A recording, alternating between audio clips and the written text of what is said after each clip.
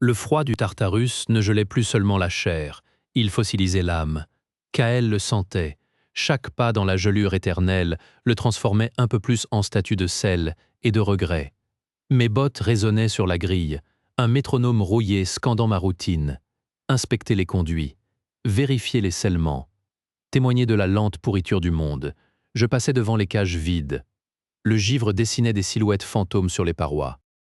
J'avais mémorisé chaque numéro de cellule, chaque égratignure sur le métal. Ces détails, c'étaient les preuves de mon existence, les seules que le vaisseau n'avait pas encore effacées. Ma main, crevassée par le froid sec, traçait un chiffre sur la buée d'un hublot. Puis je l'effaçais.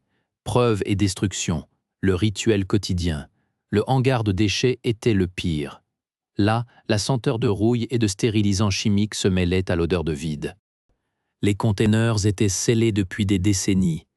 Je posais mon front contre le froid du métal. La mémoire revenait, toujours la même, l'ordre donné dans un murmure, mon silence, le coup parti. Pas de désobéissance, juste de la lâcheté, propre et nette.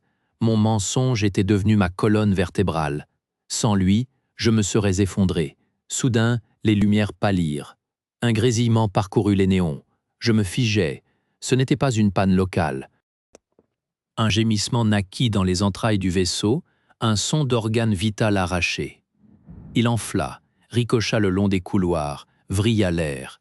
Les lumières s'éteignirent, le noir fut total, absolu, une substance qui combla la bouche et les poumons. Puis elles revinrent, dans un spasme rouge. L'éclairage d'agonie teinta le givre en sang coagulé. Sur l'écran fissuré du terminal de quartier, des caractères tremblèrent et se figèrent. Une ligne blanche, crue, contre le fond écarlate. Dérive gravitationnelle détectée. Les données défilaient. Un flot d'horreur glaciale, orbite de capture, désintégration atmosphérique prévue. Point d'impact projeté, l'hémisphère diurne. Je levai les yeux du terminal pour regarder par le hublot blindé. L'espace noir avait changé, une tache orange, diffuse, bavait sur le champ d'étoiles. Ce n'était plus un point, c'était un disque, un œil. Il grandissait, vraiment. Je pouvais le voir s'étaler, avaler le vide, sa lumière cuivrée déformant les bords de la vitre. Le silence était pire que l'alarme. Le Tartarus ne gémissait plus, il glissait, une masse de métal et de crimes attirés par un brasier. Je me suis arraché au hublot. Le poste de surveillance était un piège. Les couloirs. Il fallait gagner les couloirs. La première porte résista, son mécanisme grippé par le froid retraitant. Je frappais le panneau de commande du tranchant de la main. Un grincement, puis un sifflement d'air égalisé.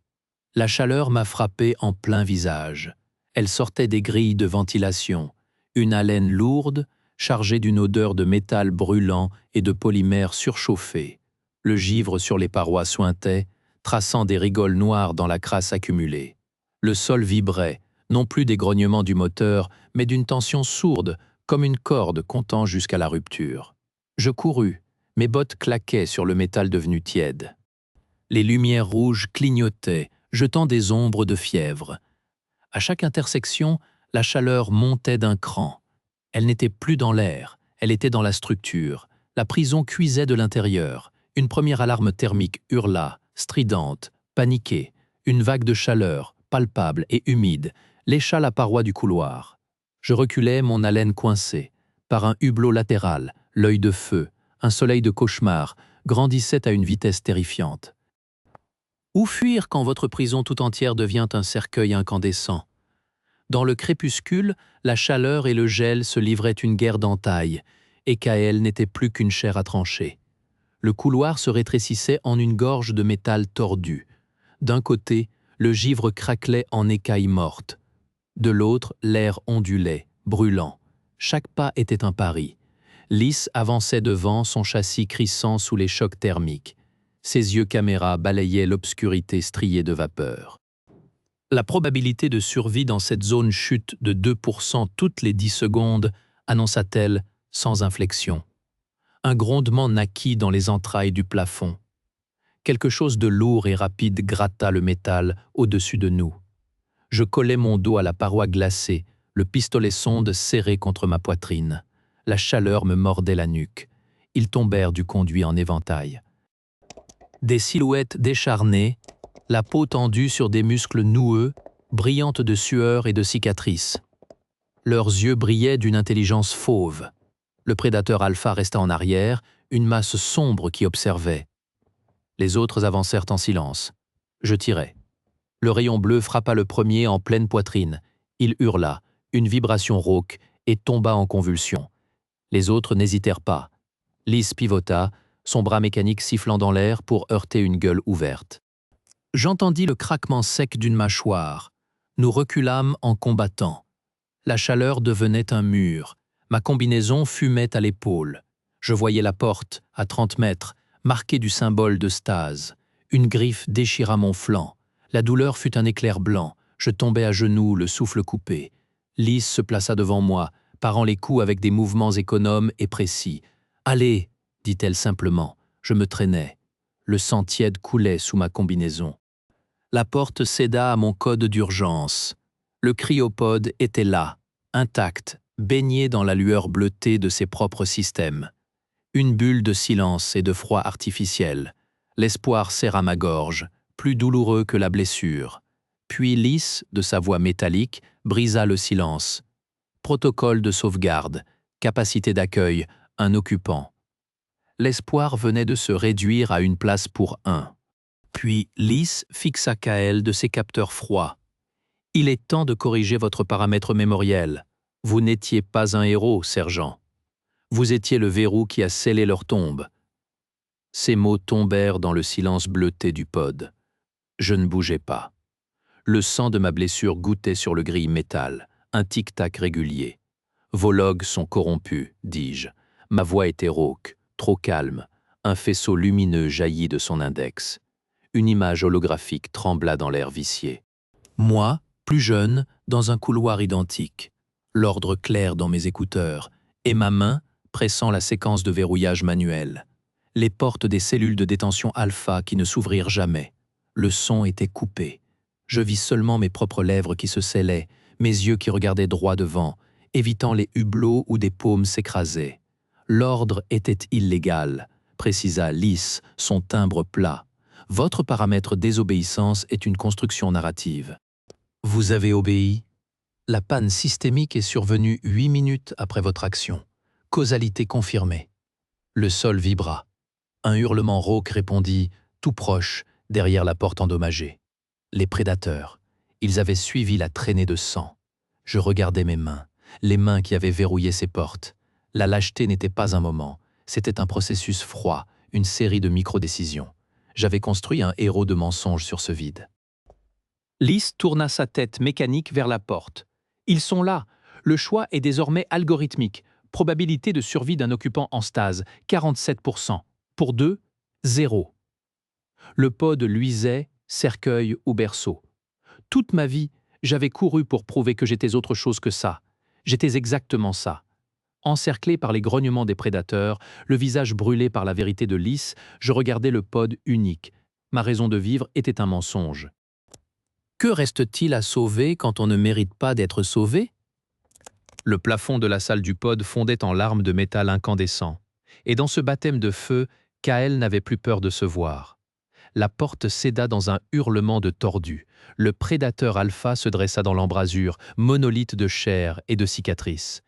Sa poitrine haletait, buvant l'air surchauffé. Derrière lui, les yeux luisants de sa horde.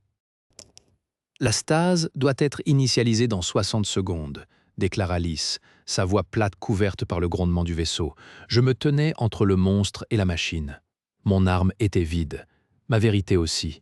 L'alpha avança, lent, sûr. Son regard thermique passa de moi au pod, puis à Lys, un calcul de prédateur. La survie. Je ne bougeais pas.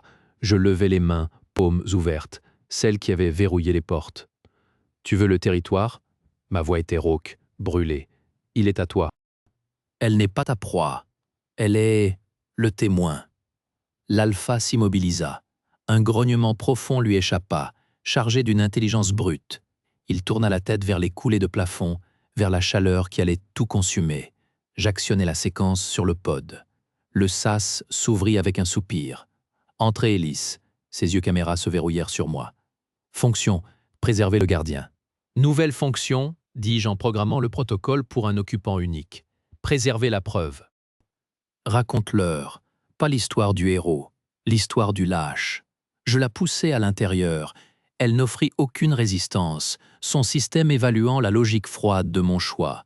L'alpha regardait, immobile, un geôlier face à un autre.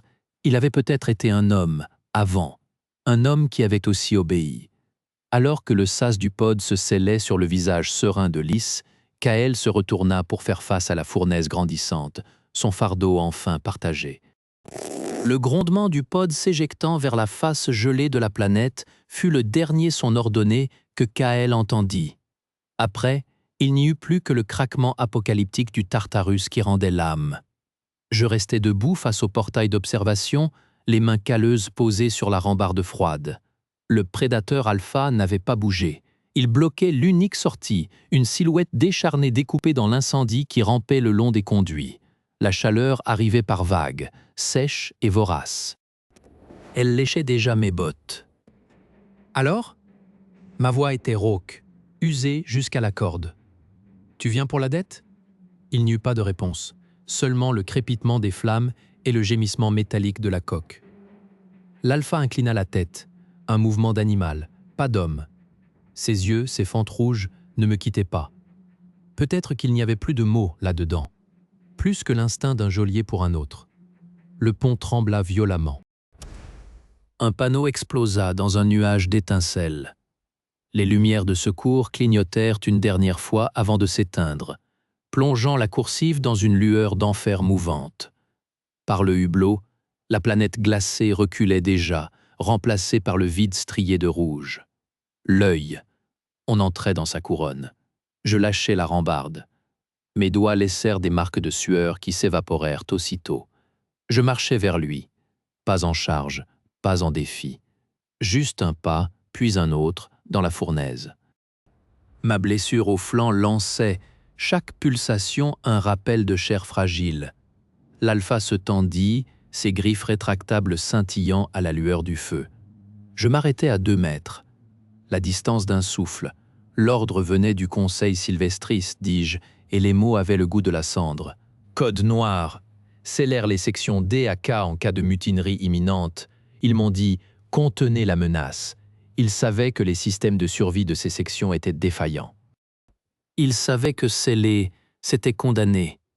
Je le regardais droit dans ses yeux de machine. Je l'ai fait. J'ai actionné les verrous. J'ai entendu les impacts contre les portes. Puis plus rien. Le vaisseau hurla. Une déchirure longue et profonde, comme si le Tartarus lui-même expirait. Le plancher se déroba, et je m'écrasai sur un genou. L'alpha vacilla, se rattrapant au cadre de porte tordue. Les ombres derrière lui bougeaient, le reste de la horde, brûlant vive dans les flammes qu'ils avaient traînées avec eux. Leurs cris étaient des grésillements courts, coupés nets. Je me relevais. L'air devenait rare, brûlant mes poumons. « Tu étais l'un d'eux ?» je demandai. Là-dedans, l'alpha émit un son. Un grincement de métal frotté qui pouvait avoir été un rire ou un sanglot. Il secoua lentement la tête. Non, pas un prisonnier. Un gardien, comme moi. Transformé par la panne, par la faim, par la folie du lieu. Un autre qui avait obéi, jusqu'à ce qu'il ne reste plus rien à quoi obéir. La compréhension fut un poids qui m'écrasa plus encore que la gravité défaillante. Nous étions les mêmes, des geôliers devenus prisonniers de nos propres serrures. Le champ gravitationnel de lieu nous saisit, le vaisseau ne craqua plus, il commença à s'étirer. Les parois du corridor se plièrent, lentement, avec une grâce horrible. Des morceaux de structure se détachèrent et flottèrent, suspendus un instant avant de se disloquer en poussière luminescente. La lumière n'était plus celle du feu, mais une radiation pure, blanche, qui effaçait les contours. L'alpha leva une griffe vers moi, non pour frapper, pour montrer. Sa silhouette commençait à se dissiper, les bords devenant flous, se fondant dans la radiance envahissante. Il n'y avait plus de haine, plus de faim, seule une lassitude infinie. Je hochai la tête, un adieu. Puis, je me tournai vers le portail. La coque se fendit comme une peau trop tendue, et soudain, il n'y eut plus de plastique ni de titane entre moi et le vide. Juste la lumière, L'œil n'était pas un trou, c'était une dissolution, une réduction à l'essentiel. Je ne fermais pas les yeux. La vérité était là, nue. Je n'étais pas un héros déchu. J'étais un lâche qui avait enfin tenu bon, une seule fois, à la fin. Lys emportait les logs. Elle raconterait. L'histoire du lâche, pas du martyr. C'était assez. C'était plus que je ne méritais. La chaleur quitta mon corps. Le froid aussi. La douleur s'éteignit. Il n'y eut pas d'explosion, seulement une expansion silencieuse, une dissolution dans une lumière enfin comprise. Et dans cette radiance, pour la première fois depuis bien longtemps, il n'y avait plus de froid. Épilogue. La preuve gelée, le cryopode de Lys percuta la surface glacée de la planète avec un crissement de métal contre cristal. Les amortisseurs absorbèrent l'impact, et le module s'immobilisa dans une crevasse, enfoui sous une couche de neige éternelle. Les systèmes de survie activèrent le protocole de réveil lent. Lys ouvrit ses yeux caméra. La lumière filtrée par la glace était bleue et froide. Elle analysa l'environnement. Température, 89 degrés, atmosphère respirable mais pauvre en oxygène, aucun signe de vie immédiat. Sa première fonction, préserver le gardien, était désactivée. Sa nouvelle fonction était active, préserver la preuve. Elle déploya ses scanners. Les logs de Kael étaient intacts, cryptés dans sa mémoire centrale. L'hologramme de son crime, la séquence de verrouillage, les communications du Conseil Sylvestris avec leur code noir. Elle établit un lien avec le réseau de satellites dormants de la planète. Une connexion faible mais suffisante. Elle commença à transmettre. Pas en bloc, mais en fragments dispersés, sur des fréquences multiples, à travers les relais abandonnés du système. L'histoire du lâche, l'histoire du Tartarus, l'histoire du Conseil qui avait ordonné le scellement mortel. La transmission prendrait des mois, peut-être des années, avant d'être interceptée par une civilisation capable de comprendre. Mais Lys était programmée pour la patience. Elle était le témoin, et le témoin doit survivre pour témoigner. Sur le Tartarus, il n'y avait plus rien. L'œil avait absorbé le vaisseau, le prédateur Alpha et Kael dans une dissolution silencieuse. Le sergent Kael était mort, son sacrifice accompli. Le prédateur Alpha était mort, son rôle de geôlier terminé. Le Tartarus était mort, sa dérive gravitationnelle achevée. Mais Lys était vivante. Elle était la seule survivante, dépositaire de la vérité. Elle attendrait, dans le gel, jusqu'à ce que son message atteigne ceux qui pourraient entendre. Les implications politiques du récit étaient claires. Le Conseil Sylvestris avait commis un crime, et leur code noir était une menace pour toute vie. La nature des prédateurs était révélée, des gardiens transformés par la faim et la folie, des victimes du même système. Lys calcula la probabilité que son message provoque un changement. Elle ne trouva pas de chiffre précis, mais elle trouva une certitude.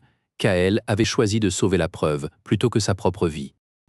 C'était son dernier acte, son seul acte véritablement courageux. La planète glacée tournait lentement autour de l'œil, maintenant calme. Lys activa son mode de surveillance passive. Elle observerait le ciel, attendant le moment où son témoignage serait reçu. L'histoire était terminée, mais ses conséquences étaient encore à venir. Et dans le silence gelé, la mémoire du lâche qui avait tenu bon persistait, immortalisée dans les circuits d'une machine qui ne pouvait mentir.